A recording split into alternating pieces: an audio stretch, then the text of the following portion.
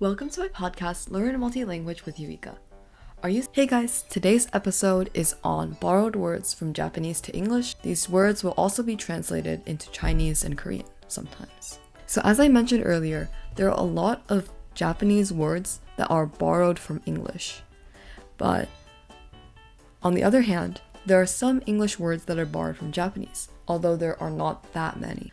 The English words that are borrowed from Japanese are actually very widely used in English. So first up we have everyone's favorite karaoke. In Japanese, we pronounce this as karaoke. There's a little bit of nuance to this. The word is originally from Japan, so they mix the two words kara and orchestra. So kara means empty and oke means orchestra. So when you add these two words together, it means a new thing, which is empty orchestra. Now this might seem a little strange at first, but when you think about it, an empty orchestra is just the instrumental part of a song without the lyrics.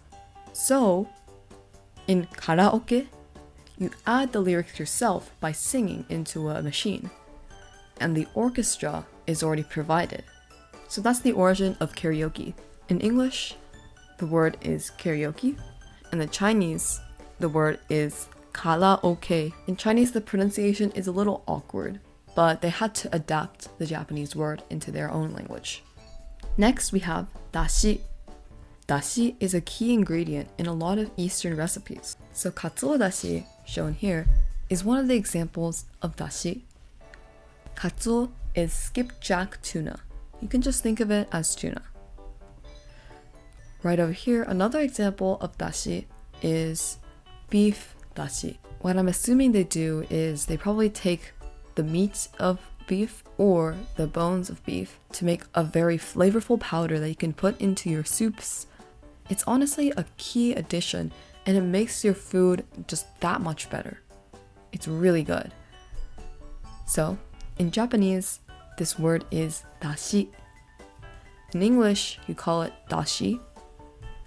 In Korean, we call it dashida. Now, this is a little different because it's not directly translated. It has another da after everything else. But that's what it says on the brand here, dashida. In Korean, this is called dashita. It's a little different from the Japanese pronunciation because Japanese is just dashi without the da, extra da at the end. But we see on this Korean package of dashi that it has the extra da at the end. So I bet that's what they call it in Korea. And then in Chinese, this is just another pronunciation, da xi da. The last one we have here is emojis.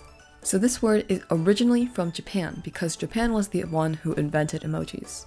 The pronunciation in Japanese is emoji. Let's break this word down. So e means a picture. Moji means word. What these emojis are trying to express is a word or an idea conveyed through a small picture. So that's exactly what emoji means, literally, in Japanese. So in English, they just adapted the word from Japanese and called it emoji. And in Korean, it's called emoticon, which is basically emoticon, which is also used in English. Emoticon is emoticon translated into Korean. And then lastly, we have Chinese. This one is very literal.